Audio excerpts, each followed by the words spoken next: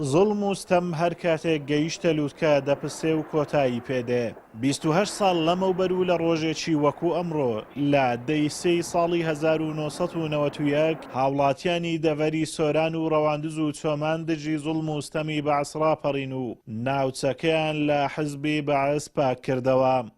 مامۆستا حەمەد ئەمینوەرتی پێشمەرگەی دێرینی کۆمەڵی ئیسلامی و بەشداربووی ڕاپەڕین کەوا جێگرهێزی شەهید شێخ عومەر بووە، چیرۆکی ڕاپەڕینی دەڤەری سۆران دەجێڕێتەوە و باس لەوە دەکات. ئەوان لە ناحیەی خەلیفانەوە حیزبی بەعسیان ڕاونا و یەکەم هێزی کوردی بوون گەیشتنە خەلیفان جیهادیان دژی حیزبی بەعس کرد و یەکەم تەقە ئەوان کردیان کەوا ئەو کات پێشمەرگەی بزوتنەوەی ئیسلامی بوون، دواتر بەرەو ئازادکردنی دەڤەری سۆران کەوتنەڕێ. بڵێم ئەوەی کە سەرپەرشتی ئازادکردنی خەلیفانی کرد بزوتنەوەی ئیسلامی بوو، بەڵام پێشمەرگەی دیکەشی لابەلا تێدا بە تایبەتی برادران یەشەتی تێدا بوون، متەفەرقەی تێدا بوو، یحزابی تکەش تێدا بوو، بەڵام قورسایی هێرشبەرەکان وەکو پێشمەرگەکان بزوتنەوەی ئیسلامی بوو. ئەو بۆ ڕۆژی پێشی خەلیفان ئازادکرا کە ئێمەی بزوتنەوەی ئیسلامی ئەو دمایکە سەرپەرشتی وەزعەکەمان کردو و هەندێکیش هاتینە سۆران، بەڵام سۆران نسبەی نەڕا بە تەواوی ئازاد کرا و حکومەت ویستی مەسئولەکان بەرپرسەکان ڕزگارکە دوو تیارەی ناردن، تیارەکان نەوی بوون. ئەوجا بە تەواوی میلەتەکە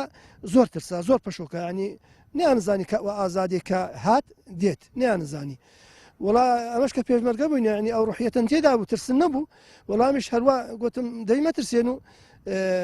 من بخۆم ئاربیزیم مێ و کلاشکۆفش مێ، وڵا دوو ئاربیزیم دە تیارەکان گرتون، تیارەکان چون و ئاسمانە زۆر بڵند. ئەگەرچی ڕاپەڕین بۆ هێنانەدی دۆخێکی ئازاد و خۆشگوزەران لەلایەن هاوڵاتیانەوە کرا بۆ دروستکردنی دەسەڵاتێکی خۆماڵی کوردی بۆ ئەوەی لەژێر سایی بحەسێنەوە و تاڵیەکانی ڕابردوو لە یاد بکەن، بەڵام هاوڵاتیانی سۆران نیگەرانن لەوەی دوای 28 ساڵ لە ڕاپەڕین ئامانجەکانی ڕاپەڕین نەهاتنەدی و دەسەڵاتداران ئامانجەکان ڕاپەڕینیان لە گۆڕنا.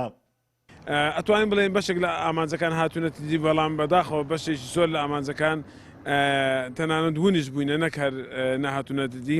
ئەمڕۆ بۆیە پێویستە لەسەر سەرجەم لایەنە سیاسیەکان کەواتە بابن یەکڕز بن لەوەی کەوا بتوانین بەشەکانی تر بهێن نەدی بۆەوەی خەڵکی کوردستانیش ئەوەی کە لە ڕابردوو لە ژێردەستی زۆردار بوو ناڵاندویەتی کەمێک هەوای ئازادی و هەروەها بەخۆشی ژیان هەڵمژێت وەکو وڵاتانی تر. ئەوەی خەڵکی کوردستان و ئەوەی با بڵێن ئەنفال و چیمیاباران و ئەوانەی کە لەسەر کوردایەتی بینیتمان بەداخەوە ئەگەر ئێستا لە چیمیابارانیەک بپرسی، ئێستا ئەگەر لە ئەنفالچیەک بپرسی کە ئەنفال کراوە لی بپرسی ئامانجی چی بووە کە وەکو کوردێک خۆت بۆ وڵاتە بە کوژداوە، بەڕاستی پەشێمانە بیتەوە لەبەرەوەی ئەو دەسەڵاتدارەی کە ئەم کوردستانیان قۆڕق کردووە، دەستیان بەسەر هەموو جومگەکان داگرتووە، بەڕاستی فەشەلیان بە کوردستان هێنا، فەشەلیان بە خاچی کوردستان هێنا، فەشەلیان بە ئینتیمای کوردی هێنا.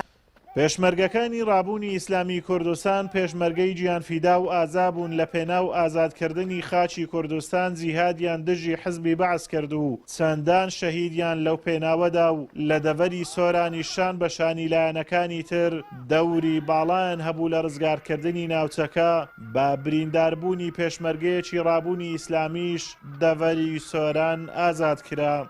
ئازاد و مەراوەی کەناڵی ئاسمانی پەیام، قەزای سۆران.